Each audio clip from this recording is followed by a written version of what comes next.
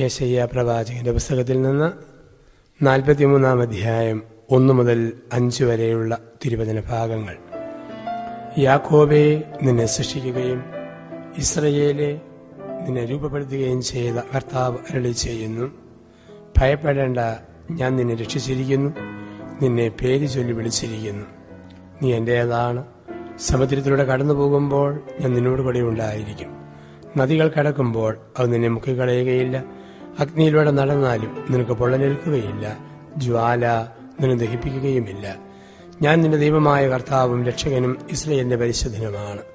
നിന്റെ മോചനദ്രവ്യമായി ഈജിപ്തും നിനക്ക് പകരമായി എത്യോപ്യയും സേബായും ഞാൻ കൊടുത്തു. നീ എനിക്ക് വിലപ്പെട്ടവനും ബഹുമാന്യനും പ്രിയങ്കരനുമായതുകൊണ്ട് നിനക്ക് പകരമായി മനുഷ്യരെയും നിന്റെ ജീവന് പകരമായി ജനതകളെയും ഞാൻ നൽകുന്നു. ഭയപ്പെടേണ്ട, ഞാൻ നിന്നോടുകൂടെയുണ്ട്. പ്രിയപ്പെട്ടവരെ, വിശുദ്ധ വേദപുസ്തകത്തില് 366 പ്രാവശ്യം ആവർത്തിക്കുന്ന ഒരു വചനമേ ഉള്ളൂ. നീ ഭയപ്പെടേണ്ട, ഞാൻ നിന്റെ കൂടെയുണ്ട്. ഒരു വർഷത്തിലാകെ 365 ദിവസങ്ങൾ. 365 ദിവസങ്ങളിൽ ഓർമ്മിക്കുവാനായി 366 പ്രാവശ്യം ആവർത്തിക്കുന്ന വചനമാണ് നീ ഭയപ്പെടേണ്ട, ഞാൻ നിന്റെ കൂടെയുണ്ട്. ആദ്യമായിട്ട് ഈ വചനം നമ്മൾ കാണുന്നത് പുറപ്പാട് പുസ്തകത്തിന്റെ 14-ാം അധ്യായത്തിൽ 14-ാം തിരുവചനത്തിലാണ്. അവിടെ ജനതാവായ മോശ, ആ മോശയോട് ദൈവം പറയുകയാണ്, മോശെ, നീ ഭയപ്പെടേണ്ട, നിനക്ക് വേണ്ടി യുദ്ധം ചെയ്യുന്ന കർത്താവ് നിന്റെ കൂടെയുണ്ട്. നീ ഭയപ്പെടേണ്ട, നിനക്ക് വേണ്ടി യുദ്ധം ചെയ്യുന്ന കർത്താവ് നിന്റെ കൂടെയുണ്ട്. അവസാനമായിട്ട് ഈ വചനം നമ്മൾ കാണുന്നത് മത്തായിയുടെ സുവിശേഷം 28-ാം അധ്യായത്തിൽ 20-ാം തിരുവചനത്തിലാണ്. ഭയപ്പെടേണ്ട, ലോകാവസാനം വരെ, കാലങ്ങളുടെ അന്ത്യം വരെ ഞാൻ കൂടെ ഉണ്ടായിരിക്കും. കൂടെയുണ്ട് എന്ന് പറയുന്ന ദൈവം കൂടപ്പിറപ്പിനെ പോലെ മനുഷ്യന്റെ കൂടെ നടക്കുന്നതാണ് പഴയ നിയമത്തിലും പുതിയ നിയമത്തിലും ഒക്കെ നമ്മൾ കാണുന്ന രംഗങ്ങൾ. ദാനിയേൽ പ്രവചനത്തിലെ 3-ാം അധ്യായത്തിൽ 3 ചെറുപ്പക്കാർ തീച്ചൂളയിൽ നിർദ്ദയം എറിയപ്പെട്ടു. അവർ തീച്ചൂളയിൽ കിടന്ന് ദൈവമായ കർത്താവിനെ സ്തുതിച്ചപ്പോൾ ദൈവം അവരുടെ കൂടെ നടക്കുകയാണ്. ചക്രവർത്തി വന്ന് തീച്ചൂളയിൽ നോക്കുമ്പം കാണുന്നത് 4 പേരെയാണ്. അപ്പം അദ്ദേഹം ഒരു പ്രാന്തനെ പോലെ പറയുന്നുണ്ട്, ഞാൻ എറിഞ്ഞത് 3 പേരെയാണല്ലോ, പക്ഷെ ഇപ്പം ഞാൻ കാണുന്നത് 4 പേരെയാണല്ലോ. ഒരു അപരനായി കർത്താവ് നമ്മുടെ കൂടെ നടക്കുന്നു. എൻ്റെ ഊട്ടുമേശയിൽ അദൃശ്യനായ അതിഥിയായി, എൻ്റെ സംഭാഷണങ്ങളിൽ അദൃശ്യനായ ശ്രോതാവായി, എൻ്റെ യാത്രയിൽ അദൃശ്യനായ സഹയാത്രക്കാരനായി അവൻ എൻ്റെ കൂടെ നടക്കുന്നു. ഭയപ്പെടേണ്ട, ഞാൻ നിന്റെ കൂടെയുണ്ട്. സിംഹക്കുഴിയിൽ സിംഹങ്ങളുടെ വായ് പൂട്ടിക്കൊണ്ട് ദാന്യേലിനെ രക്ഷിക്കുവാൻ കൂടെ നടന്നവൻ. 40 വർഷത്തെ മരുഭൂമി യാത്രയിൽ മേഘസ്തംഭമായി ദീപസ്തംഭമായി കൂടെ നടന്നവൻ. വാഗ്ദാന പേടകത്തിൽ സമാഗമ കൂടാരത്തിൽ ഇസ്രായേൽ മക്കൾക്കൊപ്പം കൂടെ നടന്നവൻ. എമ്മാവൂസിലേക്ക് 2 ശിഷ്യന്മാർ നിരാശയോടെ പോയപ്പോൾ അവരുടെ കൂടെ നടന്നവൻ. യോഹന്നാൻ 21-ൽ തിബേരിയോസിന്റെ തീരത്ത് അപ്പവും മീനുമൊരുക്കി കാത്തുനിന്നവൻ. ഞാൻ നിങ്ങളെ അനാഥരായി വിടുകയില്ല, നിങ്ങളോടൊപ്പം ഞാനുണ്ട്. എൻ്റെ പിതാവിൻ്റെ ഭവനത്തിൽ അനേക വാസസ്ഥലങ്ങളുണ്ട്. ഞാൻ പോയി അവിടെ ആയി കഴിയുമ്പോൾ നിങ്ങളും ആയിരിക്കേണ്ടതിന് കൂട്ടിക്കൊണ്ടു പോകുമെന്ന് ഉറപ്പ് തരുന്നവൻ. അവൻ പറയുന്നു, ഭയപ്പെടേണ്ട, ഞാൻ നിന്റെ കൂടെയുണ്ട്. പുറപ്പാട് പുസ്തകത്തിന്റെ 3-ാം അധ്യായത്തിൽ മോശ ദൈവത്തോട് ചോദിച്ചു, നിന്റെ പേരെന്താ? അപ്പോൾ ദൈവം തൻ്റെ സ്വഭാവങ്ങൾ മോശയ്ക്ക് വ്യക്തമാക്കി കൊടുത്തു. മനുഷ്യന്റെ കണ്ണുനീര് കണ്ട്, അവൻ്റെ പ്രാർത്ഥന കേട്ട്, അവൻ്റെ മനോഗതങ്ങൾ അറിഞ്ഞ് അവൻ്റെ ജീവിതത്തിൽ ഇറങ്ങി വരുന്നവനാണ് ഞാൻ. ഇതാണ് ദൈവം മോശയ്ക്ക് വെളിപ്പെടുത്തിയ വഴി. ദൈവത്തിൻ്റെ 4 സ്വഭാവങ്ങൾ, ദൈവത്തിൻ്റെ 4 പ്രത്യേകതകളാണ് ഇവിടെ മോശയ്ക്ക് വെളിപ്പെടുത്തി കൊടുക്കുക. 1, ദൈവം കാണുന്നവനാണ്. 2, ദൈവം കേൾക്കുന്നവനാണ്. 3, ദൈവം അറിയുന്നവനാണ്. 4, ദൈവം ഇറങ്ങി വരുന്നവനാണ്. എൻ്റെ ജീവിതത്തിൽ എൻ്റെ അലച്ചിലുകൾ അവിടുന്ന് കാണുന്നു. ജീവിതത്തിൽ എന്തെല്ലാം ബുദ്ധിമുട്ടുകളും ദുരിതങ്ങളും വേദനകളും ഉണ്ടോ അത് ദൈവം കാണുന്നുണ്ട്. ഇസ്രായേൽ മക്കൾ മരുഭൂമിയിൽ അലയുമ്പോൾ ആ അലച്ചിൽ ദൈവം കണ്ടവനാണ്. ആ കാണുന്ന ദൈവം എൻ്റെ ജീവിതത്തിലുണ്ട് എന്നൊരു ചിന്ത നമുക്കിപ്പോഴും ധൈര്യം പകരും. എൻ്റെ ജീവിതത്തിലെ സകലതും, എൻ്റെ ആവശ്യങ്ങളും എൻ്റെ ആവലാതികളും എല്ലാം അവിടുന്ന് കാണുന്നു. 2, ദൈവം കേൾക്കുന്നവനാണ്. ഹാഗാറിന്റെ നിലവിളി മരുഭൂമിയിൽ നിന്ന് അവൻ കേട്ടു. നിനിവേ നഗരത്തിന്റെ നിലവിളി അവൻ കേട്ടു. യോനാ പ്രവാചകൻ തിമിംഗലത്തിന്റെ വയറ്റിൽ കിടന്നുകൊണ്ട് നിലവിളിച്ചത് അവിടുന്ന് കേട്ടു. അപ്പൊ എൻ്റെ പ്രാർത്ഥനകൾ കേൾക്കുന്നവനാണ് അവിടുന്ന്.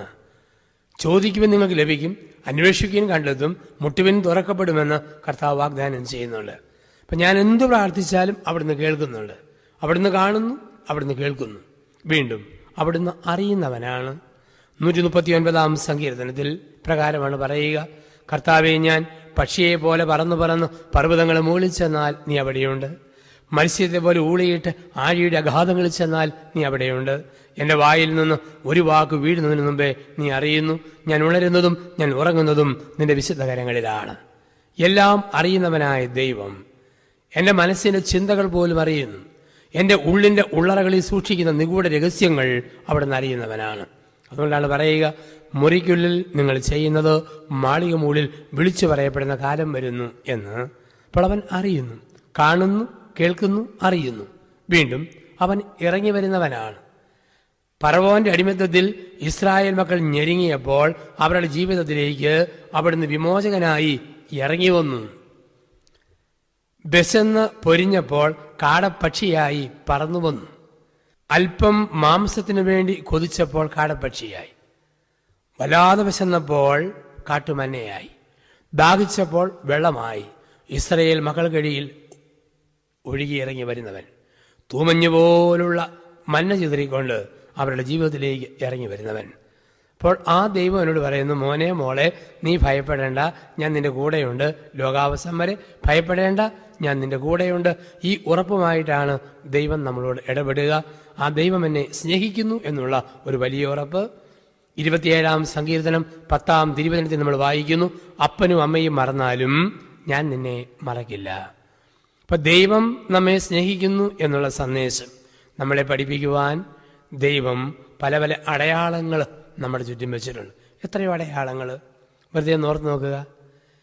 എന്നും ഭക്ഷണം കൊടുക്കുന്ന ആളെ കണ്ടാൽ തത്ത, മാടത്ത, മൈന കൊച്ചു വർത്താനം പറയാൻ തുടങ്ങും സ്നേഹത്തോടെ.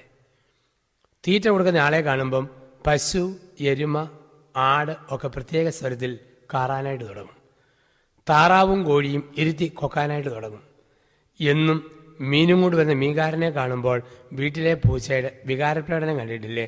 താടിയിട്ട് തടവി, മീശയിട്ട് ഉരുമി, ടയറേ തിരുമി, കാലയിൽ മിനുങ്ങി, എന്തൊരു സ്നേഹമാ പൂച്ച മീൻകാരനോട് കാണിക്കുക. തീറ്റ കൊടുക്കുന്ന ആൾ ഏത് ചവിട്ടിയാലും വീട്ടിലെ പട്ടിക്ക് ഒരു പ്രതിഷേധവുമില്ല. ചമ്മിയ ചിരിയുമായി സാഷ്ടാംഗ പ്രണാമം ചെയ്തിട്ട് വട്ടം ചുറ്റി കറങ്ങിയെത്തും തൊഴിച്ചയാളുടെ മുമ്പിലേക്ക്. ഒരു പട്ടിയുടെ സ്നേഹം. ലോകത്തിൽ മുഴുവൻ സ്നേഹത്തിൻ്റെ മുദ്രകളാ നമ്മൾ കാണുക. ജീവജാലങ്ങൾ ഇത്രയും വലിയ സ്നേഹം കാണിക്കുമെങ്കിൽ സൃഷ്ടിയുടെ മകുടമായ മനുഷ്യന് വരുമ്പോൾ ഭാര്യയ്ക്ക് വേണ്ടി മരിക്കുന്ന ഭർത്താവ്, ഭർത്താവിന് വേണ്ടി മരിക്കുന്ന ഭാര്യ, മക്കൾക്ക് വേണ്ടി മരിക്കുന്ന മാതാപിതാക്കൾ, മാതാപിതാക്കൾക്ക് വേണ്ടി മരിക്കുന്ന മക്കൾ, ഇതെല്ലാം നമ്മൾ കാണുന്നു. സ്നേഹത്തിന് വേണ്ടി ജീവൻ സമർപ്പിക്കുന്ന ആത്മമിത്രങ്ങൾ. ഇപ്പം സ്നേഹത്തിൻ്റെ 100 ഗ്രേഡുകൾ ഈ ഭൂമിയിൽ ദൈവം കാണിക്കുന്നുണ്ട്. ഇതെല്ലാം കണ്ട് ചിന്തിച്ചുകൊണ്ട് നമ്മൾ എത്തേണ്ട ഒരു സ്നേഹമുണ്ട്. അത് ദൈവത്തിൻ്റെ സ്നേഹമാണ്. ലോകത്ത് ഇത്രയും സ്നേഹമുണ്ടെങ്കിൽ ദൈവത്തിൻ്റെ സ്നേഹം എത്ര വലുതാണ്. ദൈവസ്നേഹത്തിൻ്റെ ആഴം പഠിപ്പിക്കുവാൻ യേശു ആഗ്രഹിക്കുന്നുണ്ട്. ജനം ചോദിച്ചു, ഒരു ദൈവത്തെക്കുറിച്ച് നീ പറയുന്നു, ആരെ പോലെയാ ആ ദൈവം ഇരിക്കുക? അപ്പോൾ യേശു ലൂക്കായുടെ സുവിശേഷത്തിൽ 15 അധ്യായത്തിൽ 3 ഉപമകളിലൂടെ ദൈവസ്നേഹത്തിൻ്റെ ആഴം പഠിപ്പിക്കുകയാണ്. 1, കാണാതെ പോയ നാണയം. 2, കാണാതെ പോയ ആട്. 3, കാണാതെ പോയ മോൻ. 3 ഉപമകളിലൂടെ കർത്താവായ യേശു ദൈവസ്നേഹത്തിൻ്റെ ആഴം പഠിപ്പിക്കുകയാണ്. കാണാതെ പോയ നാണയം. നിങ്ങളിൽ ഒരു സ്ത്രീക്ക് 10 നാണയങ്ങൾ ഉണ്ടായിരിക്കെ അതിൽ 1 കാണാതെ പോകുമ്പോൾ പ്രയാസപ്പെടാത്തവളുണ്ടോ? കണ്ടുകിട്ടി കഴിയുമ്പോൾ എല്ലാവരെയും വിളിച്ച് അവൾ സൽക്കാരം നടത്തുകയില്ലേ? യേശു ചോദിക്കുന്നു. ഈ നാണയത്തെക്കുറിച്ച് പറയുമ്പോൾ നമുക്ക് മനസ്സിലാക്കാൻ അല്പം ബുദ്ധിമുട്ട്. നമുക്കറിയാവുന്ന നാണയം 50 പൈസ, 1 രൂപ, 2 രൂപ, 5 രൂപ തൊട്ട്.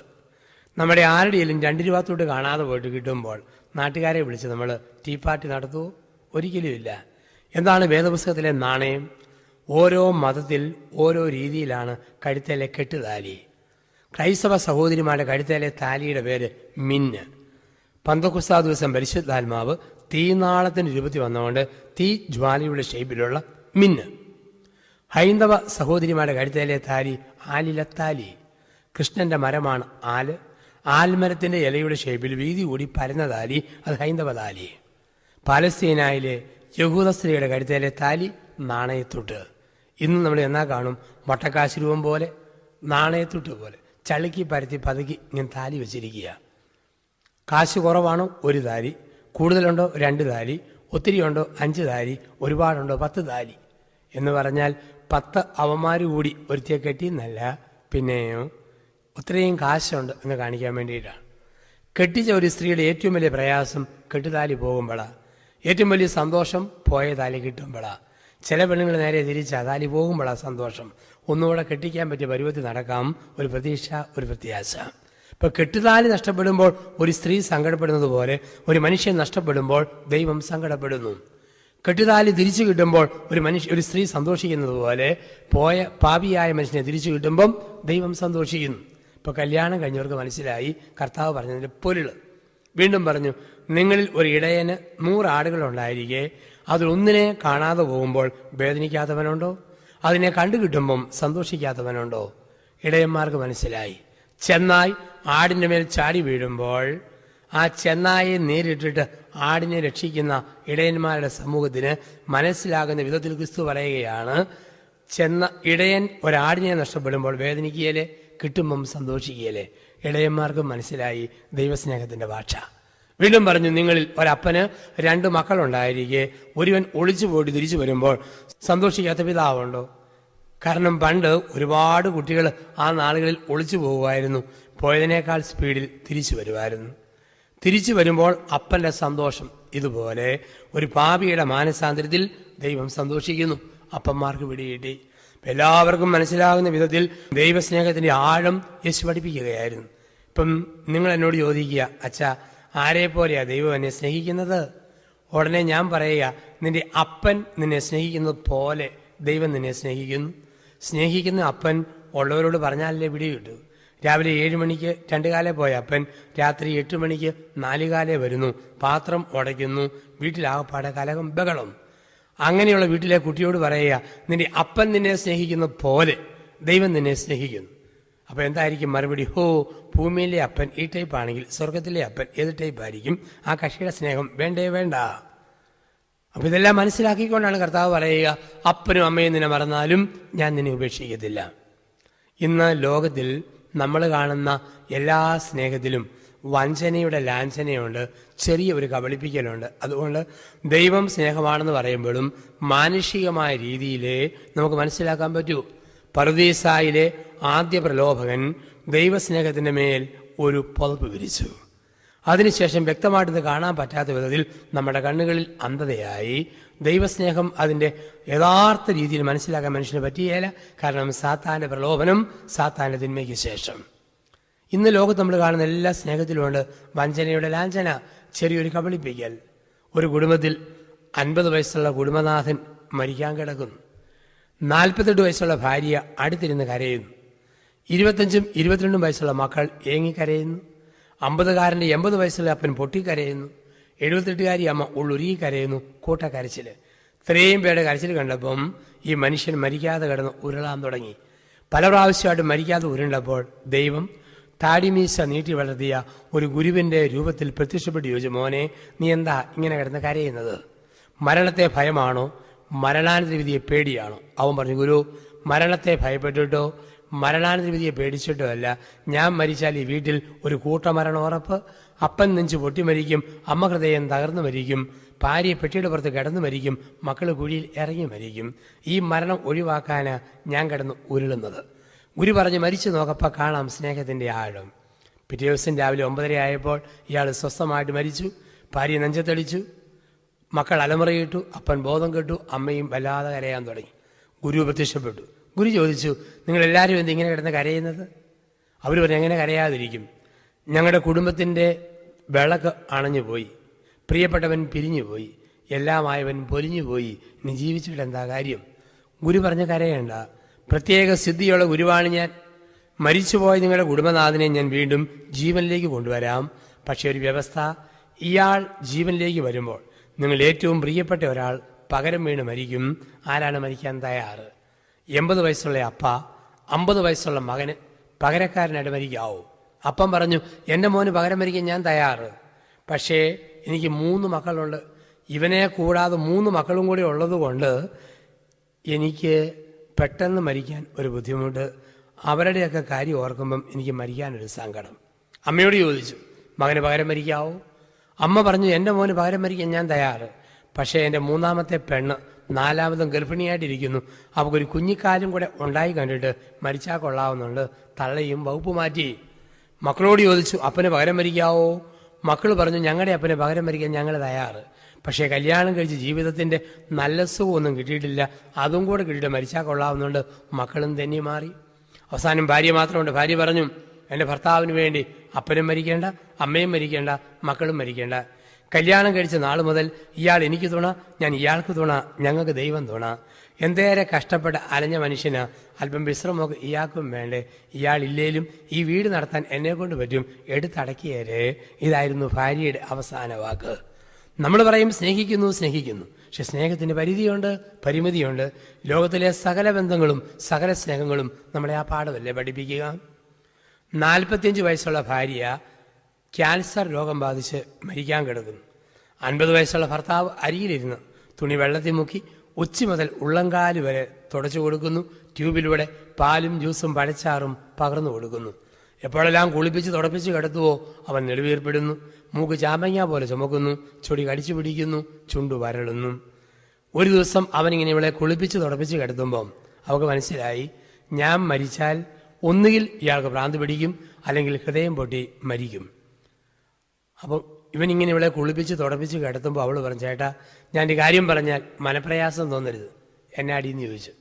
ഞാൻ മരിച്ച് കൃത്യം 1ാം ചരമവാർഷികം കഴിഞ്ഞ് 7 കൂടെ കഴിയുന്ന അന്ന് ചേട്ടൻ പോയി ഇഷ്ടമുള്ള ഒരു പെണ്ണിനെ കെട്ടിക്കോണം, സ്വർഗത്തിലിരുന്ന് ഞാൻ പ്രാർത്ഥിച്ചോളാം. അവൻ പറഞ്ഞടി, കമ്പി പാര കൊണ്ട് നെഞ്ചത്ത് കുത്തുന്ന പുളിച്ച വർത്തമാനം നീ എന്നെ നോക്കി ഇങ്ങനെ പറയരുത്. അവൾ പറഞ്ഞു, ചേട്ടാ കെട്ടിയാൽ മാത്രം പോരാ, ഈ നെക്ലസ് അവിടെ കരുത്തെ തന്നെ വെക്കണം, മൂക്കുത്തി മൂക്കി തുളച്ച് കയറ്റണം, കമ്മൽ കാതിൽ കിഴിച്ച് കയറ്റണം, പാദസരം ഉപ്പൂറ്റിയെ തന്നെ പൂട്ടിയിടണം. ഓരോന്നും പറയുമ്പോൾ ഇവ സ്റ്റെപ്പ് സ്റ്റെപ്പായിട്ട് പൊട്ടിക്കരയെ, എടി നിന്റെ മുഖമല്ലാത്തൊരു മുഖം ധ്യാനിക്കാൻ പറ്റുമോ? സ്വരമല്ലാത്തൊരു സ്വരം ചിന്തിക്കാൻ പറ്റുമോ? ജഡം അല്ലാത്തൊരു ജഡം പുണരാൻ പറ്റുമോ? അവസാനം അവൾ പറഞ്ഞു, ചേട്ടാ ഇത് മാത്രം പോരാ, എൻ്റെ ഇടതുകയെ കിടക്കുന്ന ഈ വള ചേട്ടൻ കെട്ടാൻ പോകുന്ന പെണ്ണിൻ്റെ ഇടതുകയെ തന്നെ ഇടണം. പെട്ടെന്നവൻ അറിയാതെ പറഞ്ഞുപോയി, എടി അത് അവൾക്ക് ചേരുമെന്ന് തോന്നുന്നില്ല, അവൾക്ക് നിന്നേക്കാൾ അല്പം വണ്ണം കൂടുതലാടി. ഇവളെ ശുശ്രൂഷിച്ചപ്പോൾ തന്നെ ആരെ കെട്ടണമെന്ന് അവൻ കണ്ടുവച്ചിട്ടുണ്ട്. ഇപ്പം ലോകത്തിൽ നമ്മൾ കാണുന്ന സ്നേഹത്തിലൊക്കെയുണ്ട് ഒരു സ്വാർത്ഥത. യഥാർത്ഥത്തിലുള്ള സ്നേഹം ദൈവത്തിൻ്റെ സ്നേഹം മാത്രമെന്ന ഇതെല്ലാം നമ്മളെ ഓർമ്മിപ്പിക്കുക. ദൈവത്തിൻ്റെ സ്നേഹം മാത്രം. ദൈവം സ്നേഹമാണെന്ന് ലോകത്തെ പഠിപ്പിക്കുവാൻ കാലാകാലങ്ങളിൽ ദൈവം തൻ്റെ പരിശുദ്ധരായ പ്രവാചകന്മാരെ അയച്ചു. ഓരോ പ്രവാചകനും ഒരു പ്രത്യേക ശൈലി ഉണ്ടായിരുന്നു. എന്തായിരുന്നു പ്രവാചകന്മാരുടെ പ്രവർത്തന ശൈലി അല്ലെങ്കിൽ പ്രഘോഷണ ശൈലി? ഓരോ പ്രവാചകനും വന്നിട്ട് നോക്കി ലോകത്തിൽ മനുഷ്യന് ഏറ്റവും പരിചയമുള്ള ഒരു സ്നേഹത്തെ മോഡലാക്കി എടുത്തു. ലോകത്ത് മനുഷ്യന് ഏറ്റവും പരിചയമുള്ളൊരു സ്നേഹത്തെ മോഡലാക്കി എടുത്തു. എന്നിട്ട് പറഞ്ഞു, ഈ സ്നേഹം ഇന്നല്ലെങ്കിൽ നാളെ പൊട്ടിപ്പറഞ്ഞു പോകും, തകർന്നു പോകും, പക്ഷെ ദൈവത്തിൻ്റെ സ്നേഹം ഒരിക്കലും തകരില്ല. ഇതായിരുന്നു പ്രവാചകന്മാരുടെ ശൈലി. ഏറ്റവും കൂടുതലായിട്ട് ദൈവസ്നേഹത്തെ പ്രഘോഷിച്ച പ്രവാചകനായിരുന്നു ഹോസിയ പ്രവാചകൻ. ഇസ്രായേൽ മക്കളുടെ ബാബിലോണിൻ അടിമത്തത്തിൻ്റെ കാലഘട്ടം BC 589 532 കാലഘട്ടങ്ങൾ. ആ കാലഘട്ടങ്ങളിൽ ദൈവം സ്നേഹമാണെന്നും പ്രഘോഷിച്ച് നടന്ന ശക്തനായ പ്രവാചകനായിരുന്നു ഹോസിയ പ്രവാചകൻ. ഹോസിയ നോക്കിയപ്പോൾ അന്ന് കല്യാണം കഴിഞ്ഞവരായിരുന്നു പ്രായപൂർത്തിയായവരിൽ 99% പേരും. ഇപ്പം വിവാഹിതരായ 99% പേർക്ക് മനസ്സിലാകുന്ന വിധത്തിൽ ഹോസിയ ദൈവസ്നേഹത്തെ എടുത്ത് പഠിപ്പിക്കുകയാണ്. അദ്ദേഹം പറഞ്ഞു, ലോകത്തിലെ ഏറ്റവും വലിയ സ്നേഹം ദാമ്പത്യ സ്നേഹമാണ്. ദാമ്പത്യ സ്നേഹത്തിൽ ഭാര്യ ഭർത്താവിനെ മറന്നാലും ഭർത്താവ് ഭാര്യയെ മറന്നാലും ദൈവം തൻ്റെ മക്കളെ മറക്കില്ല. അതായിരുന്നു ഹോസിയ പ്രവാചകന്റെ ശൈലി. നമുക്കൊക്കെ അറിയാം, ലോകത്തിലെ ഏറ്റവും വലിയ സ്നേഹം ദമ്പതികളുടെ സ്നേഹമാണ്. അതുകൊണ്ടല്ലേ ഒരു സ്ത്രീയോട് ചോദിക്കുക, ഏറ്റവും വലിയ സ്നേഹം ആരുമായിട്ടുള്ളതാ? അവൾ പറയും, ഞാനും എൻ്റെ ഭർത്താവും തമ്മിലുള്ളതാ. പുരുഷൻ പറയും, ഞാനും എൻ്റെ ഭാര്യയും തമ്മിലുള്ളതാണ്. കാരണം ലോകത്തിലെ ഏറ്റവും വലിയ സ്നേഹം ദാമ്പത്യ സ്നേഹം. അപ്പോൾ ഈ ദാമ്പത്യ സ്നേഹത്തിൻ്റെ വെളിച്ചത്തിലാണ് ദൈവത്തിൻ്റെ സ്നേഹത്തെ ഓസിയ പ്രവാചകൻ അവതരിപ്പിക്കുക. ദമ്പതികൾ ഒരുമിച്ചിരിക്കുന്ന അവരുടെ ഒരു സ്നേഹത്തിൻ്റെ പങ്കുവയ്ക്കൽ അതിൻ്റെ വെളിച്ചത്തിലാണ് ഓസിയ ദാമ്പത്യ സ്നേഹത്തിൻ്റെ വെളിച്ചത്തിലാണ് പഠിപ്പിക്കുക. അപ്പം നമുക്കറിയാം, ലോകത്തെ ഏറ്റവും വലിയ സ്നേഹം ദമ്പതികളുടെ സ്നേഹം. അരിശം വരുമ്പം പലതും പറയും, പറഞ്ഞാലും അവസാനം വഴങ്ങിക്കൊടുക്കും. അതല്ലേ ദാമ്പത്യത്തിൻ്റെ സ്നേഹം. ഞാൻ ഒരു പള്ളിയിൽ സഹായിച്ചുകൊണ്ടിരുന്ന കാലം, മെയ് മാസത്തിലെ മഴ പെയ്യുന്ന ഒരു രാത്രിയിൽ നല്ല തണുപ്പുണ്ട്. അപ്പോൾ തണുപ്പത്ത് രാത്രി 9:30 ആയപ്പോൾ ഞാൻ താമസിക്കുന്ന 1-ാം നിലയിലെ മുറിയുടെ വാതുക്ക വന്ന് ആരോ ശക്തമായി മുട്ടുന്നു. ഞാൻ പുറത്തിറങ്ങി വന്ന് നോക്കുമ്പം കാണുന്നത് നാട്ടിലെ അറിയപ്പെടുന്ന കള്ളുകുടിയനായ ഒരു മനുഷ്യനാണ്. ഞാൻ ചോദിച്ചു, എന്താ ചേട്ടാ ഈ രാത്രിയിൽ? അയാൾ പറഞ്ഞു, എൻ്റെ അച്ഛ, വീട്ടിൽ വരെ ഒന്ന് വരണം. കുടിച്ചിട്ട് ചെന്നാൽ ഭാര്യ കയറ്റുകയല്ല, അവൾ അന്ത്യശാസനം തന്ന് ഇറക്കി വിട്ടിരിക്കുക. അച്ഛനോട് അവൾക്ക് ലോഹ്യമാണല്ലോ. അച്ഛൻ വന്ന് അപ്പീൽ കൊടുത്താൽ ഒരു പക്ഷേ അവൾ എന്നെ വീട്ടിലേക്ക് കയറ്റിയേക്കും. വരാതിരിക്കരുത്. പോകാതിരിക്കാൻ പറ്റുമോ? പുത്തനച്ഛൻ്റെ ആദ്യകാല തീഷ്ണത, തീവ്രത, ലോകം എങ്ങനെയോ ഇട്ട് കയറൊക്കെ ചുറ്റും വരിഞ്ഞു കെട്ടി ഞാൻ മുമ്പിൽ നടന്നു. ഞാൻ ഏറ്റവും മുമ്പിൽ ഒരു കുന്തം പോലെ നടക്കുമ്പം ഇയാൾ കപ്പളത്തളിൻ്റെ ബന്ധവും പിടിച്ച് എൻ്റെ പുറയിൽ 1/2 മണിക്കൂർ നടന്നു. വീട്ടിൻ്റെ മുറ്റത്തെത്തിയപ്പോൾ മനസ്സിലായി രംഗം ഒട്ടും പന്തിയല്ല. നടവാതക്കിലാണെങ്കിൽ ഭാര്യ സാരി പരമാവധി കയറ്റിക്കുത്തി, ലംഘിക്കാവുന്ന സകലമാന അതിർത്തി ലംഘിച്ച് പൊക്കിക്കുത്തി, വലതുകയിൽ ചെലവയും ഇടതുകയിൽ കരക്കത്തിയായിട്ട് നിൽക്കുക. ഇവളെ കണ്ടപാട് ഇയാൾ ചമ്മിപ്പമ്മി പുറകോട്ട് മാറി. ഞാൻ മുമ്പോട്ട് കയറി. ആ സ്ത്രീ ചോദിച്ചു, എന്നാ ജോസഫച്ച രാത്രി ഇതിലേ കൂടെയൊക്കെ? ചോദ്യം കേട്ടപാടെ സകലമാന വ്യൂസ് ഊരിപ്പോയി. ഞാൻ പറഞ്ഞു, പെങ്ങളെ, വിവാഹം ഒരു കൂതാശയാണല്ലോ. ശിരസായ മിശിഹ ഉടലായ സഭയെ സ്നേഹിച്ചതുപോലെ ശിരസായ ഭർത്താവ് ഉടലായ ഭാര്യയെ സ്നേഹിക്കണം. ഇത് പറഞ്ഞ് ഞാൻ തിരിഞ്ഞു നോക്കുകയും ശിരസായ മിശിഹയുടെ തല കാണാനില്ല, കക്ഷി തറയെ കിടന്ന് എഴയുക. 2-ാം ഭാഗത്ത് ഞാൻ പറഞ്ഞു, ഉടലായ സഭ ശിരസായ മിശിഹായെ സ്നേഹിച്ചതുപോലെ ഉടലായ ഭാര്യ ശിരസായ ഭർത്താവിനെ സ്നേഹിക്കണം. ഇത് കേട്ടപാടെ അവൾ പറഞ്ഞു, അച്ഛാ, അച്ഛൻ്റെ പ്രസംഗം ഞങ്ങൾക്ക് നാട്ടുകാർക്ക് ഇഷ്ടമാണ്. പക്ഷേ രാത്രിയിൽ മഴയത്ത് ഇവിടെ വെച്ച് വേണ്ട, ഞായറാഴ്ച പള്ളി വെച്ച് കേട്ടോളാം. വാതിൽ അങ്ങോട്ട് മലർക്ക തള്ളി തുറന്നുകൊണ്ട് പറയുക, താലി കെട്ടിയ മനുഷ്യനല്ലേ, സ്നേഹിച്ചു പോയില്ലേ? കയറ്റി വിടാതിരിക്കാൻ പറ്റുമോ മനുഷ്യ? ആദ്യം പറഞ്ഞതെന്താ? ആദ്യം പറഞ്ഞത് തൻ്റെ മോന്ത ചെരവയ്ക്ക് മാന്തും, തൻ്റെ പെടലി കത്തിക്ക് കണ്ടിക്കും, തുള്ളി നിന്നയാളാ. അവസാനം പറയുക, കയറ്റി വിടാതിരിക്കാൻ പറ്റുമോ അച്ഛാ? താലി കെട്ടിയ മനുഷ്യനല്ലേ, സ്നേഹിച്ചു പോയില്ലേ? ഇപ്പം ലോകത്തിലെ ഏറ്റവും വലിയ സ്നേഹബന്ധം ദാമ്പത്യ സ്നേഹമാണ്. പ്രവാചകൻ പറയുന്നു, ആ സ്നേഹബന്ധത്തിൽ ഭാര്യ ഭർത്താവിനെ മറന്നാലും ഭർത്താവ് ഭാര്യയെ മറന്നാലും ദൈവം തന്നെ മക്കളെ മറക്കില്ല. പഠിപ്പിച്ചു ഓസിയ പ്രവാചകനിലൂടെ. 2, യേശയ്യ നോക്കിയപ്പോൾ ലോകത്തിൽ അന്ന് യഹൂദമതത്തിലെ കല്യാണം കഴിഞ്ഞ പെണ്ണുങ്ങളിൽ 90% പേരും മക്കളെ പ്രസവിച്ച പെറ്റ തള്ളമാരായിരുന്നു.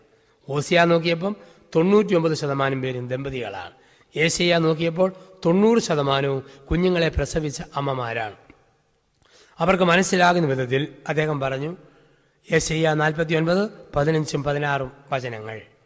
മുല കുടിക്കുന്ന കുഞ്ഞിനെ അമ്മയ്ക്ക് മറക്കാനാകുമോ? അമ്മ കുഞ്ഞിനെ മറന്നാലും ഞാൻ നിന്നെ മറക്കില്ല.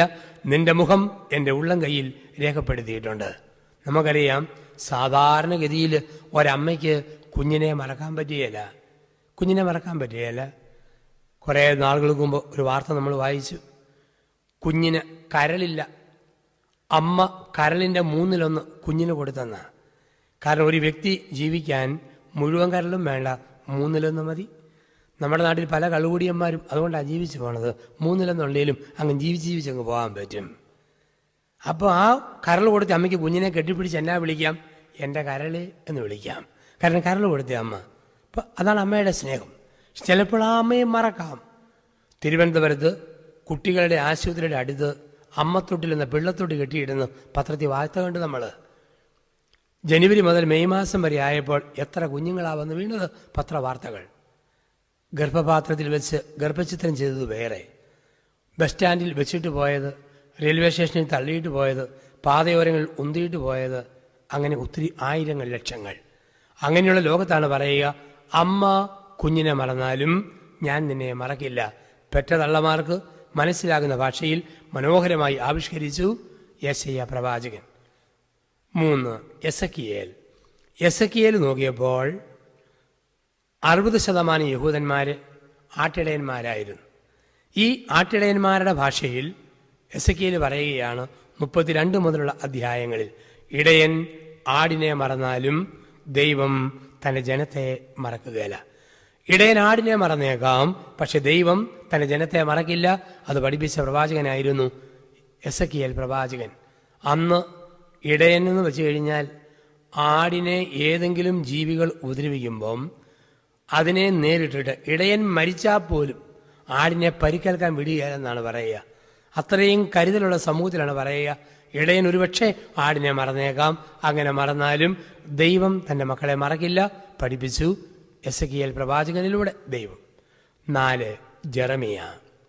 ജെറമിയ പ്രവാചകൻ നോക്കുമ്പോൾ 15% ആളുകൾ മൺപാത്രങ്ങൾ മെനയുന്ന കുശവന്മാരായിരുന്നു. ഈ പാത്രങ്ങൾ മെനയുന്ന കുശവന്റെ ഭാഷയിൽ ജെറമിയ സംസാരിക്കുകയാണ്. ജെറമിയായിലൂടെ ദൈവം. ജെറമിയ പ്രവചനം 18-ാം അധ്യായത്തിൽ ദൈവമായ കർത്താവ് ജെറമിയായെ ഒരു കുശവന്റെ ആലയിലേക്ക് ഒരു ദർശനത്തിലൂടെ ആനയിച്ചു. അപ്പോൾ ജെറമിയ അവിടെ കാണുന്നത് കുശവൻ ഒരു മൺപാത്രം മെനയുന്നു, ഷേപ്പില്ലാത്ത മൺപാത്രം. ജെറമിയ ഓർത്തു, കുശവൻ ഈ മൺപാത്രത്തെ എറിഞ്ഞ് ഉടച്ചേക്കും. അങ്ങനെ നിൽക്കുമ്പോഴാണ് കുശവൻ ഒന്നുകൂടെ ക്ഷമയോടെ ഇരുന്ന് ഒന്നുകൂടെ കുഴച്ചു വാർത്ത് ആ പാത്രത്തിന് പുതിയ രൂപവും ഭാവവും നൽകുന്നു. ദൈവം പഠിപ്പിച്ച പാഠം എന്താ? ജനം ഉടമ്പടി എന്ന കുടത്തെ ഉടച്ചാലും ജനമെന്ന കുടത്തെ ഒരിക്കലും ഉടയ്ക്കാത്ത കുശവനാണ് അവിടുന്ന്.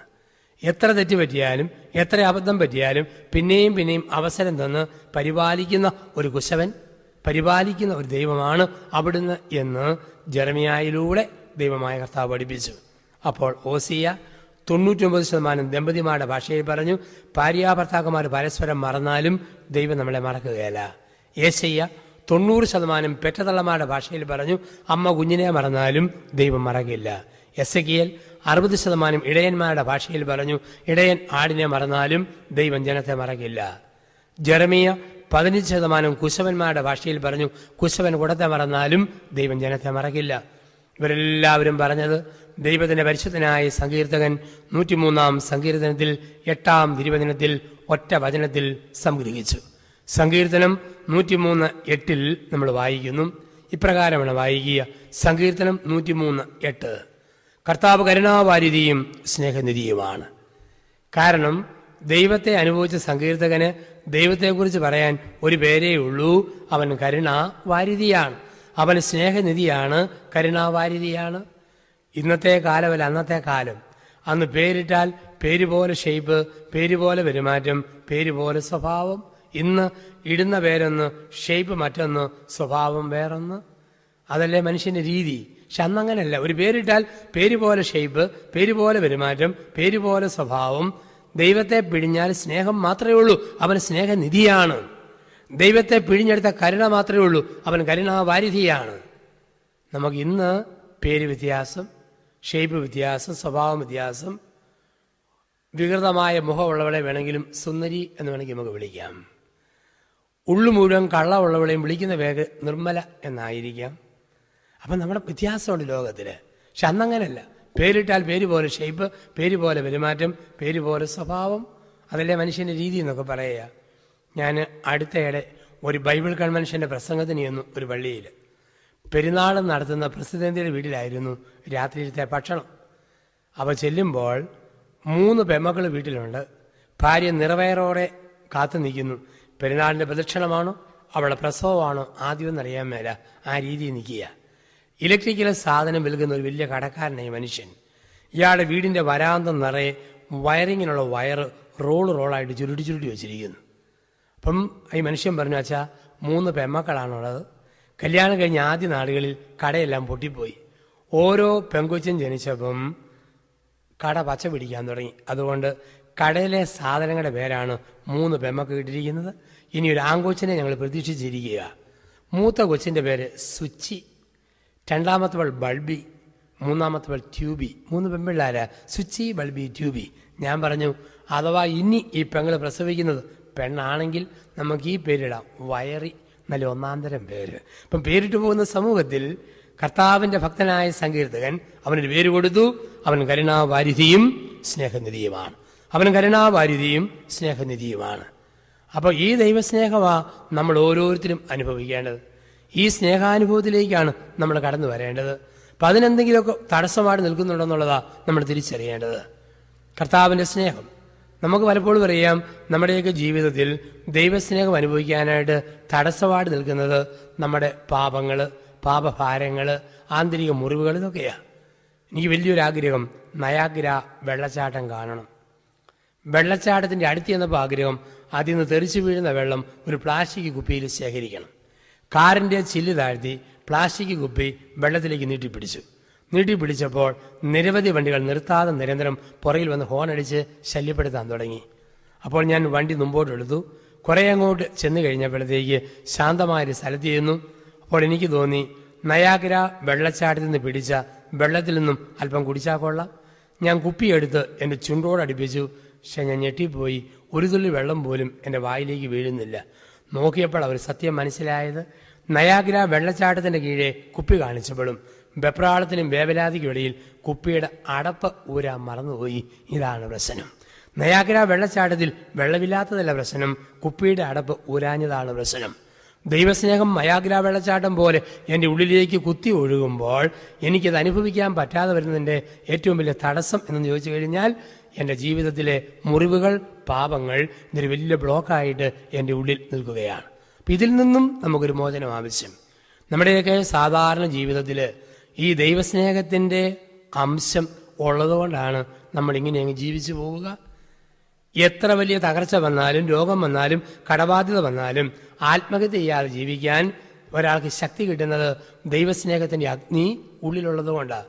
ദൈവസ്നേഹാഗ്നി ഉള്ളിലുള്ളതുകൊണ്ടാണ്. അല്ലെങ്കിൽ മനുഷ്യന് ഈ ലോകത്ത് പിടിച്ചു നിൽക്കാൻ പറ്റത്തില്ലല്ലോ. പരാതി പറയുന്ന ഭാര്യ, പരിഭവിക്കുന്ന മക്കൾ, സാമ്പത്തിക ബാധ്യത, വല്ലാത്ത പിരിമുറുക്കം, എന്നിട്ടും അതിൻ്റെയൊക്കെ നടുവിലും വീടിനു വേണ്ടി ഗോതമ്പ് മണി പോലെ പൊടിയാൻ ഒരപ്പന് ശക്തി കിട്ടുന്നത് ദൈവസ്നേഹത്തിൻ്റെ അഗ്നി ഉള്ളിലുള്ളതുകൊണ്ടാണ്. തെറി വിളിക്കുന്ന ഭർത്താവ്, പഞ്ഞം, ശുദ്ധദാരിദ്ര്യം, മാറാത്ത രോഗം, മനസ്സിലാക്കാത്ത മക്കൾ, മരുമക്കൾ, എന്നിട്ടും ആ കുടുംബത്തിൽ മെഴുകുതിരി പോലെ ഉരുകി ഗോതമ്പ് മണി പോലെ പൊടിഞ്ഞു ചേരാൻ ഒരമ്മയ്ക്ക് ശക്തി കിട്ടുന്നത് ദൈവസ്നേഹത്തിൻ്റെ അഗ്നി ഉള്ളിലുള്ളതുകൊണ്ടാണ്.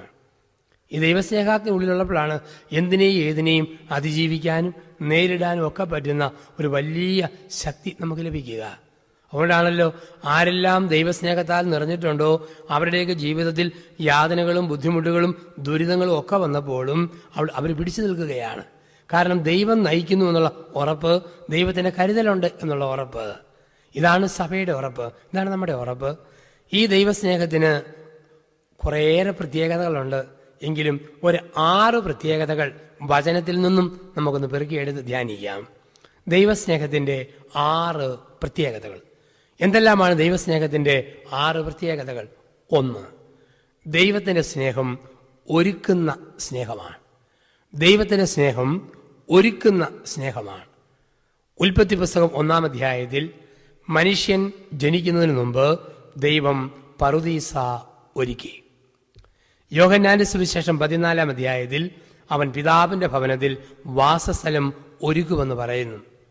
യോഹന്നാൻ 21-ൽ അവൻ അപ്പവും മീനും ഒരുക്കി തിബേരിയോസിന്റെ തീരത്ത് കാത്തിരുന്നു. പൗലോസ്ലീഹ പറയും, ദൈവം നമുക്ക് വേണ്ടി ഒരുക്കിയത് കണ്ണ് കണ്ടിട്ടില്ല, കാത് കേട്ടിട്ടില്ല, മനുഷ്യഹൃദയം ആസ്വദിച്ചിട്ടില്ല. ഈ പ്രപഞ്ചത്തിൽ മുഴുവൻ നമ്മൾ നോക്കുമ്പോൾ ഒരു ഒരിക്കൽ പ്രക്രിയയാണ് കാണുക. ഒരിക്കൽ മുയല് പ്രസവിക്കുന്നതിന് മുമ്പ് അടിവയറ്റിലെ രോമം പറിച്ചിട്ട് ഒരു മെത്ത ഒരുക്കും. പന്നി കീറച്ചാക്കവും വൈക്കോലും ഒക്കെ കൂടെ തടുത്തുകൂടി ഒരു പ്രസവ മുറി ഒരുക്കും. പട്ടിയും അങ്ങനെ തന്നെയാണ്. സകല ജീവജാലങ്ങളും ഒരുക്കും. തള്ളപ്പക്ഷി അടയിരുന്ന മുട്ട വിരിക്കുന്നതിന് മുമ്പ് മനോഹരമായൊരു കൂടിൻ്റെ സകല സംരക്ഷണങ്ങളും ഒരുക്കും. അങ്ങനെ ഒരുക്കുന്ന ഒരു പ്രത്യേകത നമ്മൾ കാണുമ്പോൾ ദൈവം നമുക്ക് വേണ്ടി ഒരുക്കുന്നു. ജീവിതത്തിൽ പലതും സംഭവിക്കുമ്പോൾ നമ്മൾ ബുദ്ധിയുടെ തലത്തിൽ ചിന്തിക്കും, ഇതെന്തിനാ എങ്ങനെ എന്നൊക്കെ ചിന്തിക്കുമ്പോൾ ദൈവം പറയുന്നു, ഇതിൽ ഞാൻ ഒരുക്കുന്നുണ്ട്. ഓരോരുത്തർക്കും ഓരോരോ യാതനകളും കഷ്ടപ്പാടുകളും ഒക്കെ കൊടുക്കുമ്പം അതിലൂടെ നല്ല മനക്കെട്ടിയിലൂടെ ദൈവം വ്യക്തികളെ ഒരുക്കുകയാണ് ചെയ്യുക. അപ്പോൾ ദൈവത്തിൻ്റെ സ്നേഹം ഒരുക്കുന്ന സ്നേഹമാണ്. ഇന്ന് എന്ത് സംഭവിച്ചാലും ഓർക്കുക, ഇതെൻ്റെ നാളത്തെ നന്മയ്ക്ക് വേണ്ടിയാണ്. ഇന്ന് എനിക്കുണ്ടാകുന്ന തകർച്ചകൾ, നൊമ്പരങ്ങൾ അതെൻ്റെ നാളത്തെ നന്മയ്ക്ക് വേണ്ടിയാണ്. അതല്ലേ നടന്നു പോകുന്ന സമയത്ത് സീനായിൽ ചതുപ്പ് നിലത്ത് നടന്നപ്പോൾ ജനം പിറുപിറുത്തു. അപ്പോൾ പറഞ്ഞു, ഈ ചതുപ്പ് നിലത്ത് നിങ്ങൾ ഇങ്ങനെ പിറുപിറുത്താൽ വരുന്ന മരുപ്രദേശത്ത് നിങ്ങളെങ്ങനെ പിടിച്ചു നിൽക്കും? കൊച്ചു കൊച്ചു സഹനങ്ങൾ, വേദനകളൊക്കെ നമുക്ക് തരുന്നത് നമ്മളെ ഒരുക്കുക, ജീവിതത്തിൽ പലതിനെയും നേരിടാനുള്ള കരളിൻ്റെ കരുത്തായി, ജീവിതത്തിൻ്റെ ശക്തിയായിട്ട്. എന്തു സംഭവിച്ചാലും അത് ദൈവം നമുക്ക് വേണ്ടി ഒരുക്കുന്നു. റോമാലേഖനത്തിന് 8:27-28 വാക്യങ്ങൾ കർത്താവ് നമുക്ക് വേണ്ടി ചെയ്യുന്നത്, നമ്മുടെ ജീവിതത്തിൽ ദൈവത്തെ സ്നേഹിക്കുന്നവർക്ക്, അവൻ്റെ പദ്ധതി പ്രകാരം വിളിക്കപ്പെട്ടവർക്ക് അവിടുന്ന് സമസ്തവും നന്മയ്ക്കായി ഒരുക്കുന്നു. ആ ഒരു തിരിച്ചറിവ് ഇപ്പോൾ ദൈവത്തിൻ്റെ സ്നേഹം ഒരുക്കുന്ന സ്നേഹമാണ്. 2, ദൈവത്തിൻ്റെ സ്നേഹം അചഞ്ചലമായ സ്നേഹമാണ്. ഈ ലോകത്തിൽ ഒട്ടും ഇളക്കമില്ലാത്ത സ്നേഹം ദൈവത്തിൻ്റെ സ്നേഹമാണ്. അത് അചഞ്ചലമാണ്. മനുഷ്യന്റെ സ്നേഹം ഇളകും, മറിയും, അത് തകിടം മറിയും. യെശയ്യാ പ്രവചനം 54-ാം അധ്യായത്തിൽ 10-11 തിരുവചനങ്ങളിൽ നമ്മൾ വായിക്കുന്നു, മലകൾ അകന്നു പോയാലും കുന്നുകൾ മാറ്റപ്പെട്ടാലും എൻ്റെ അചഞ്ചലമായ സ്നേഹം എന്നും നിന്നോടുകൂടി ഉണ്ടായിരിക്കും. മലകൾ അകന്നു പോയേക്കാം, കുന്നുകൾ മാറ്റപ്പെട്ടേക്കാം, എൻ്റെ അചഞ്ചലമായ സ്നേഹം എന്നും നിന്നോടൊപ്പം ഉണ്ടായിരിക്കും. ലോകത്തിലെ സ്നേഹങ്ങളൊക്കെ മാഞ്ഞു പോകും, ലോകത്തിലെ സ്നേഹങ്ങൾ മറഞ്ഞു പോകും. അതിൽ നമ്മൾ സാധാരണ കാണുന്നത്, നന്നായി വാ എന്ന് പറയുന്ന അതേ നാക്കുകൊണ്ട് നശിച്ചു പോ എന്ന് പറയാനും നമുക്ക് മടിയില്ല. മനുഷ്യന് മട്ടുമാറും, മൂടുമാറും, രീതികൾ മാറും. പക്ഷെ ദൈവത്തിന് മാറ്റമില്ല. അവിടുന്ന് അചഞ്ചലമായി സ്നേഹിച്ചുകൊണ്ടിരിക്കും. ആണി അടിച്ചാലും സ്നേഹിക്കും, കുരിശിൽ തറച്ചാലും സ്നേഹിക്കും, കാർക്കിച്ച് തുപ്പിയാലും സ്നേഹിക്കും, ഒറ്റി കൊടുത്താലും സ്നേഹിക്കും, തള്ളിപ്പറഞ്ഞാലും സ്നേഹിക്കും. ദൈവത്തിൻ്റെ സ്നേഹം അചഞ്ചലമായ സ്നേഹമാണ്. അങ്ങനെ ദൈവം പറയുമ്പോൾ അചഞ്ചലമായ സ്നേഹത്തിൻ്റെ ചില ഉദാഹരണങ്ങൾ ദൈവം അക്കമിട്ട് നമ്മളെ പഠിപ്പിക്കും. ഓർമ്മിക്കുവാനായി അചഞ്ചലമായ സ്നേഹത്തിൻ്റെ 100 സംഭവങ്ങൾ, 100 ഉദാഹരണങ്ങൾ ലോകത്ത് ദൈവം കാണിച്ചു തരും. ദൈവസ്നേഹം എത്ര ആഴമെന്ന് നമ്മൾ ധ്യാനിക്കാൻ. തൊടുപുഴ കോട്ടയം റോഡിലോടിയ പ്രശാന്ത് ബസ് പാലാടുത്ത് ഐങ്കൊമ്പിൽ ബസ് കത്തി ചാമ്പലായി. ആൾക്കാർ ഓടിക്കൂടിയപ്പോൾ ഒരു 500 മീറ്റർ അകലം വരെ എത്താനേ പറ്റിയുള്ളൂ. പഴുത്ത പാട്ടകഷ്ണം, പഴുത്ത ഇരുമ്പ് കമ്പികൾ. നിസ്സഹായരായിട്ട് എല്ലാവരും നോക്കി നിൽക്കുമ്പോൾ അവർ ഒരു കാഴ്ച കണ്ടു. ആകാശം മുട്ടി വീരുന്ന അഗ്നിനാളങ്ങൾക്കിടയിലൂടെ 2-3 വയസ്സ് പ്രായമുള്ള ഒരാൺകുട്ടിയുടെ ശരീരം റബ്ബർ പന്ത് പോലെ ഉയരുന്നു, താഴുന്നു.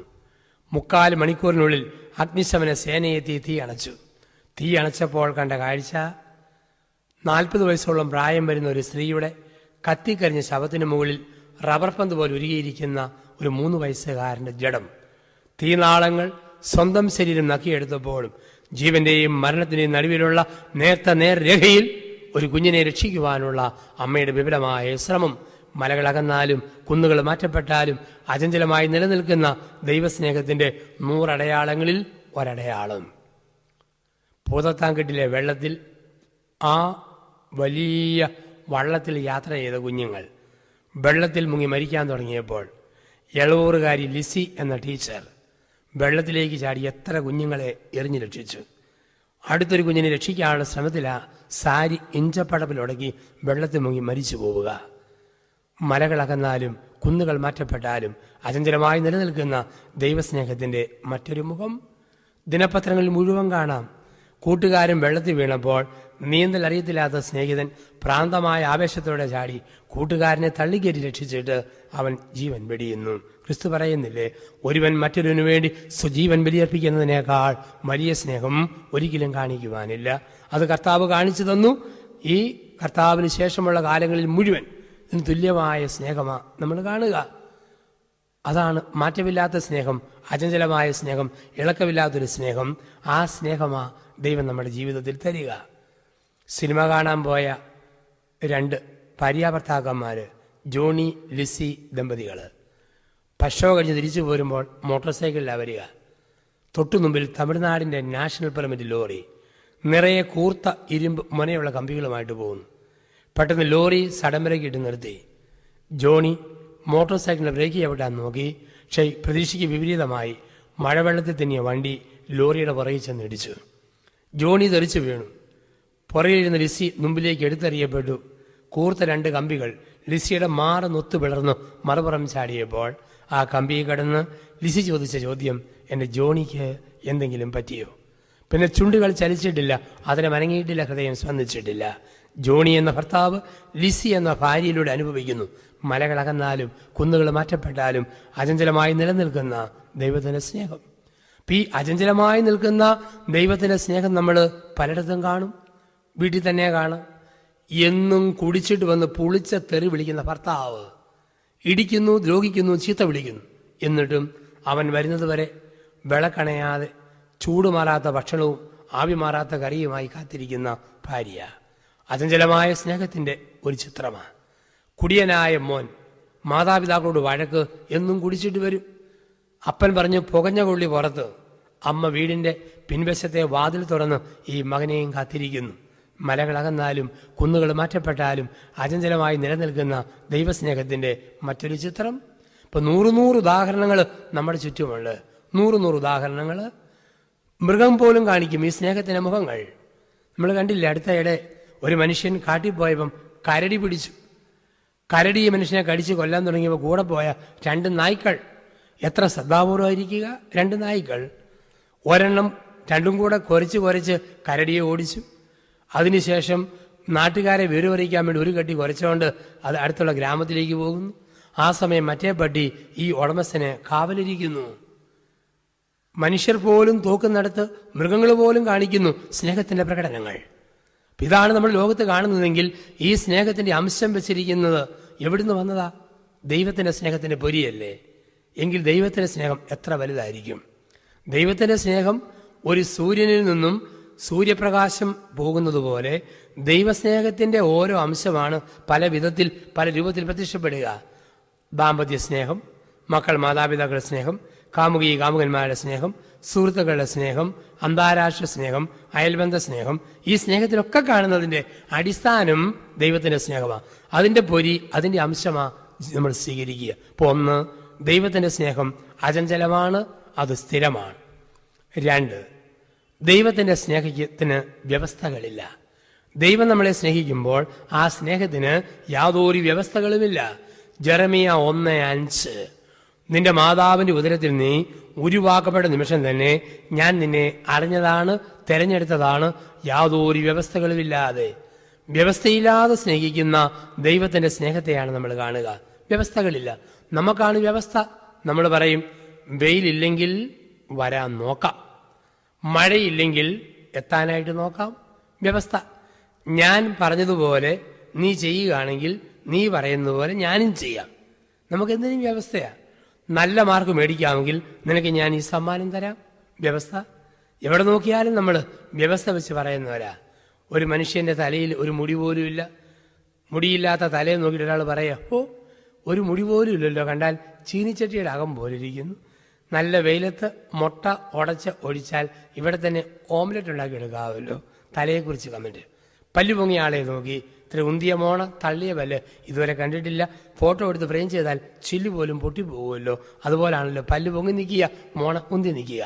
നമ്മൾ കമൻറ്റ് പറയുന്നവരാണ് നിറത്തെക്കുറിച്ച്, വർണ്ണത്തെക്കുറിച്ച്. പക്ഷെ തമ്പുരാൻ പറയും, നീ പാപിയാണേലും എനിക്ക് വേണം, പരിശുദ്ധനാണേലും എനിക്ക് വേണം, ബലഹീനനാണേലും വേണം, ബലവാനാണേലും വേണം, രോഗിയാണേലും വേണം, ആരോഗ്യമുണ്ടെങ്കിലും വേണം.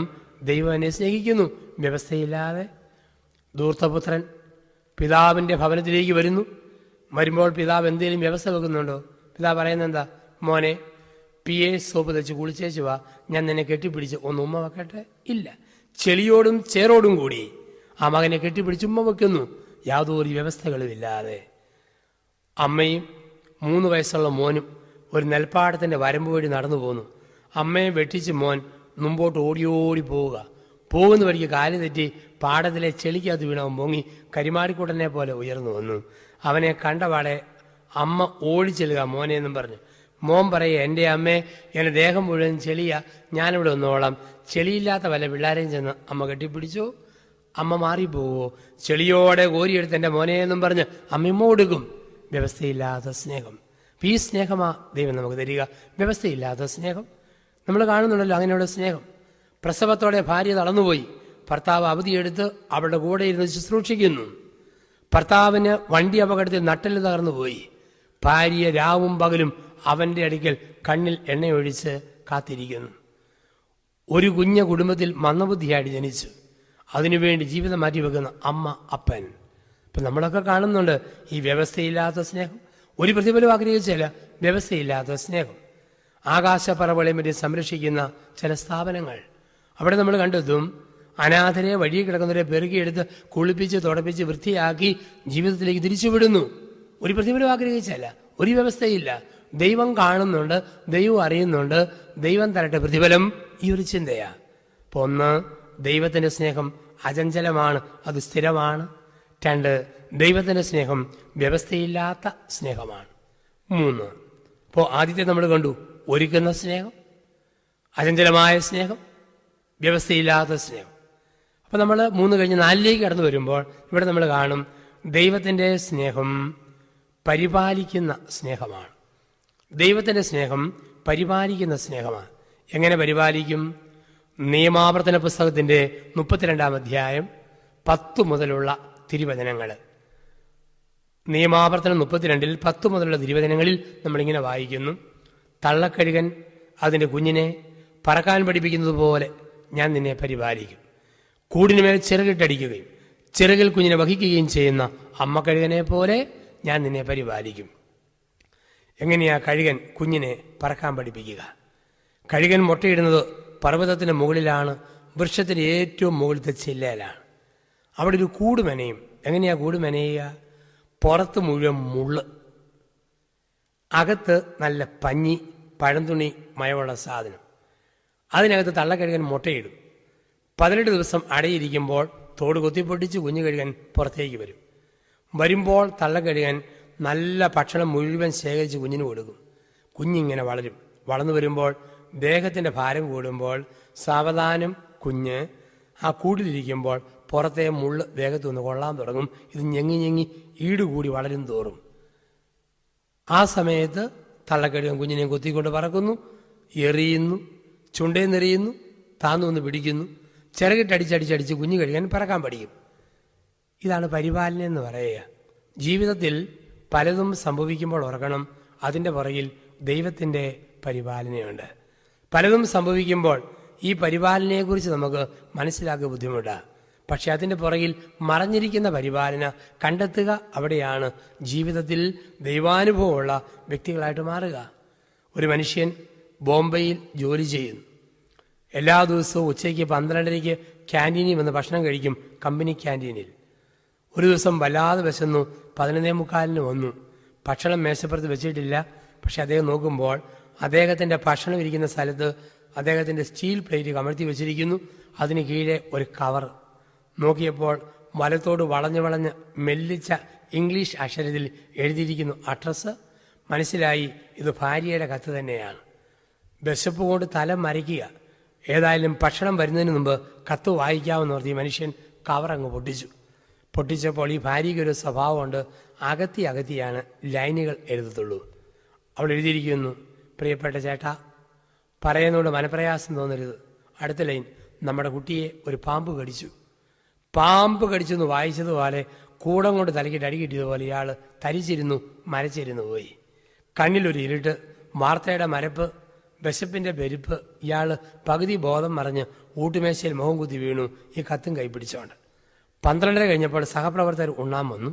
ഉണ്ണാൻ വന്നപ്പോൾ ഈ മനുഷ്യൻ തണുത്തു വിറങ്ങിലിച്ച് കയ്യിൽ കത്തും പിടിച്ച് മേശയിൽ ഇങ്ങനെ കമന്ന് കിടക്കുന്നു. അവർ മുഖത്ത് വെള്ളം തെളിച്ചു, കയ്യിലെ കടലാസ് മേടിച്ചു. അവരൊന്ന് വിടത്തി നോക്കി.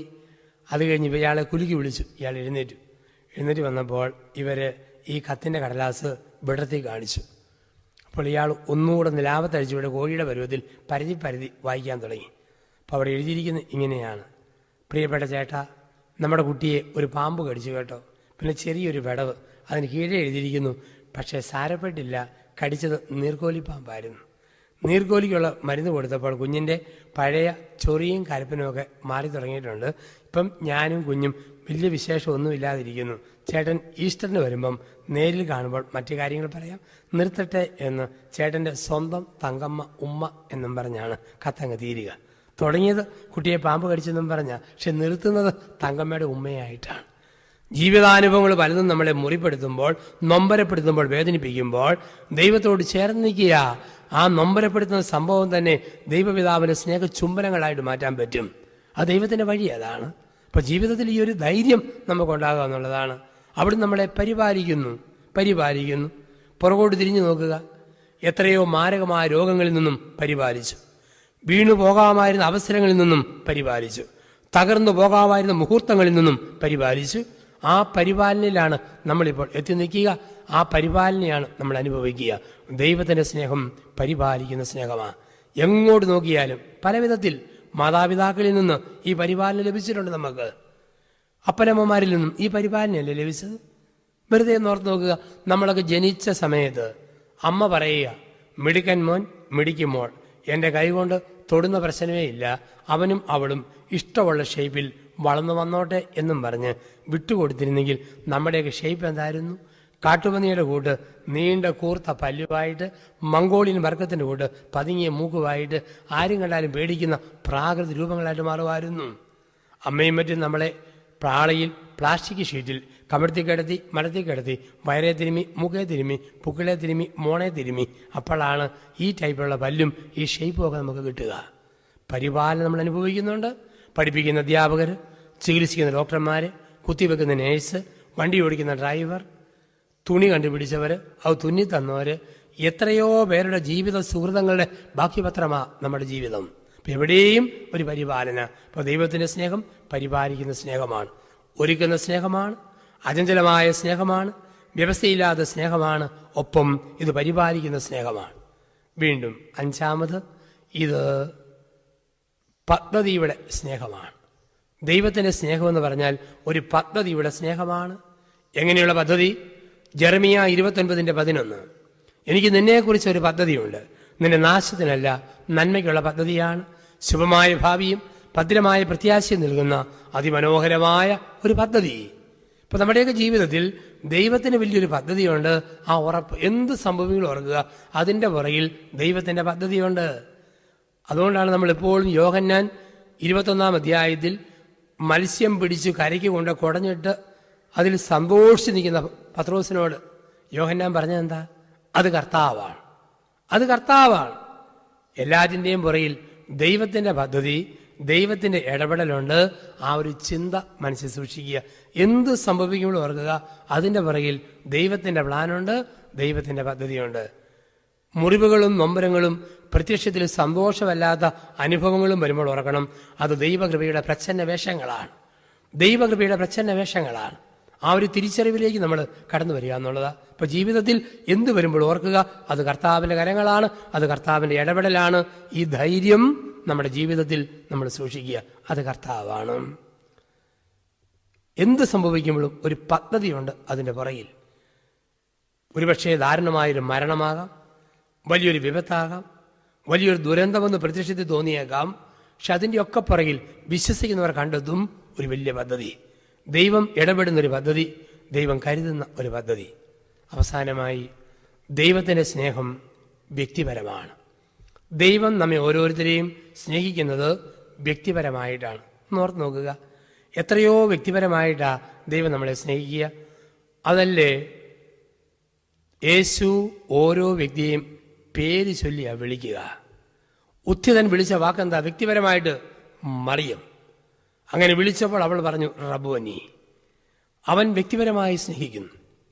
ലൂക്കാ 12 പറയുന്നു, നിന്റെ തലയിലെ ഓരോ മുടിനാരും ഞാൻ എണ്ണിയിരിക്കുന്നു.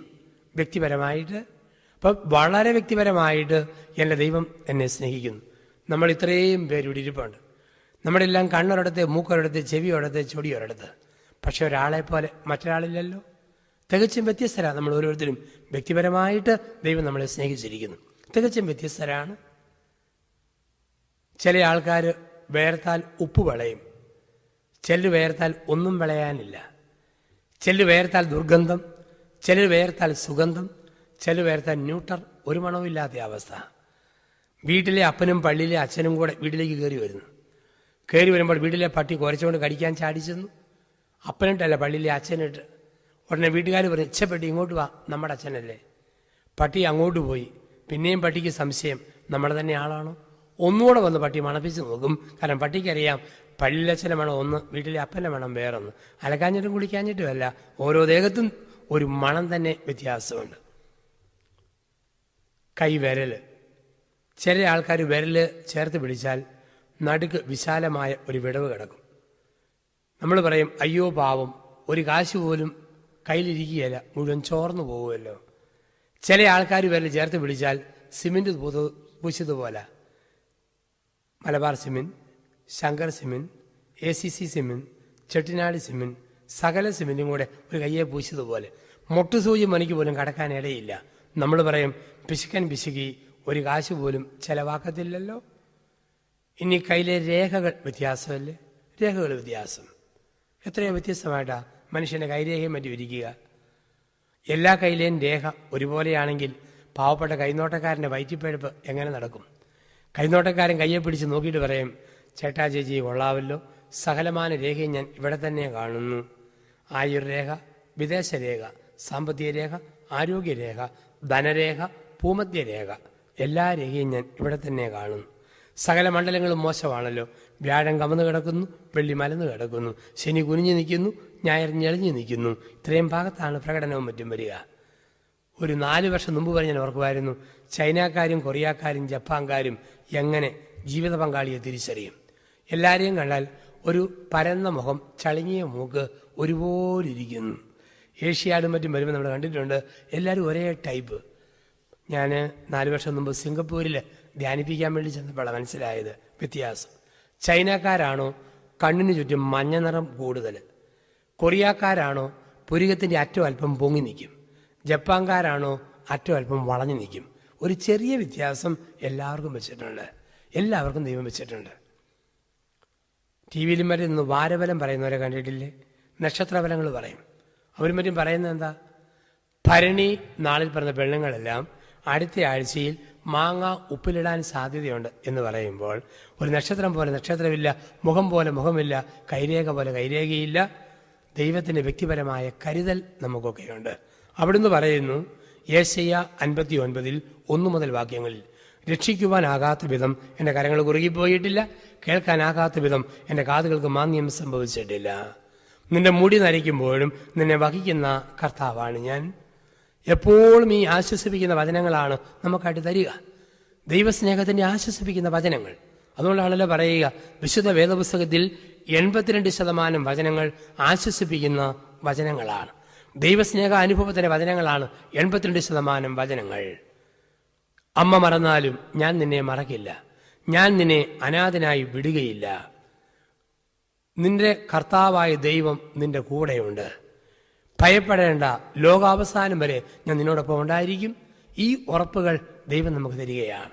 അപ്പം നമ്മുടെ ജീവിതത്തിൽ ഈ ദൈവസ്നേഹ അനുഭവത്തിലേക്ക് കടന്നു പോകാൻ, അത് ഭാര്യാഭർത്തൃ ബന്ധത്തിലാകാം, മക്കൾ മാതാപിതാക്കളുടെ ബന്ധത്തിലാകാം, സ്നേഹബന്ധങ്ങളിലാകാം, സുഹൃത്ത് ബന്ധങ്ങളിലാകാം, നമ്മൾ എവിടെ ആയിക്കോട്ടെ, ആയിരിക്കുന്നിടത്ത് ഈ ദൈവസ്നേഹത്തിന് സാക്ഷ്യം വഹിക്കുവാനും ഈ ദൈവസ്നേഹം പകർന്നു കൊടുക്കുവാനും, നമ്മൾ അനുഭവിക്കുന്ന ദൈവസ്നേഹം മറ്റുള്ളവർക്ക് കൊടുക്കുവാനും നമുക്കൊക്കെ കഴിയണം. ദൈവത്തിൻ്റെ സ്നേഹം അനുഭവിച്ചപ്പോൾ പരിശുദ്ധ അമ്മ ഓടി നടന്നു പറഞ്ഞു, ശക്തനായവൻ എനിക്ക് വലിയ കാര്യങ്ങൾ ചെയ്തിരിക്കുന്നു, ശക്തനായവൻ എനിക്ക് വലിയ കാര്യങ്ങൾ ചെയ്തിരിക്കുന്നു. ദൈവസ്നേഹത്തെ അനുഭവിച്ച സങ്കീർത്തകൻ പറഞ്ഞു, കർത്താവ് എത്രയോ നല്ലവനാണെന്ന് നിങ്ങൾ തന്നെ അനുഭവിച്ചറിയുവിൻ. ഇതാരും പറഞ്ഞു തരേണ്ടതല്ല, പറഞ്ഞു കേൾക്കേണ്ടതല്ല, അനുഭവിക്കേണ്ടതാ. ഞാൻ ഇവിടെ നിന്ന് ഒരു നാഗപ്പൂർ ഓറഞ്ചിൻ്റെ 12 അല്ലികൾ നിങ്ങൾക്കാർക്കും ഒന്നും തരാതെ മുഴുവൻ ഞാൻ കഴിച്ചിട്ട് ചോദിക്കുക, സഹോദരന്മാരെ, ഞാൻ ഇപ്പോൾ കഴിച്ച ഓറഞ്ചിന് മധുരമാണോ പുളിയാണോ? അച്ഛനായതുകൊണ്ട് നിങ്ങൾ സഹിക്കും, അല്ലെങ്കിൽ ചെരുപ്പേ കസേര ജോഡിയായിട്ട് പറക്കും. ഒരല്ലി തന്നിട്ട് വേണം ചോദിക്കാൻ, ഇതിന് മധുരമാണോ പുളിയാണോ? ദൈവസ്നേഹത്തെ അനുഭവിക്കുക, അനുഭവിച്ച ദൈവസ്നേഹത്തെ ലോകത്തിന് പകർത്തു കൊടുക്കുക. അങ്ങനെ സ്നേഹമായി, സ്നേഹം കൊടുത്ത് സ്നേഹിക്കുന്ന സമൂഹമായി ദൈവത്തിൽ നമുക്ക് വളരാം. ഒരു സ്നേഹ സമൂഹമായി ലോകത്തിൽ നമുക്ക് പടർന്നു കയറാം. അതിന് ദൈവസ്നേഹ അനുഭവത്താൽ നാം ഓരോരുത്തരും പൂരിതരായി തീരട്ടെ. പൗലോസ്ലീഹ പറയുന്നു, എഫേസ്യസ് ലേഖനം 1-ാം അധ്യായം, അറിവിനെ അതിലംഘിക്കുന്ന ദൈവസ്നേഹത്താൽ നിങ്ങൾ പൂരിതരായി തീരണമെന്ന് ഞാൻ ആഗ്രഹിക്കുന്നു. ദൈവസ്നേഹത്തിൻ്റെ ആഴവും വീതിയും ഉയരവും പരപ്പും അളക്കുവാൻ, അറിവിനെ അതിലംഘിക്കുന്ന ദൈവസ്നേഹത്താൽ പൂരിതരായി തീരുവാൻ നമുക്കിടയാകട്ടെ. ആ ദൈവസ്നേഹ അനുഭവത്തിന് വേണ്ടി നമുക്ക് പ്രാർത്ഥിക്കുകയും ആ ദൈവസ്നേഹ അനുഭവത്തിൽ ഓരോ ദിവസവും നമുക്ക് പടിപടിയായി വളരുക.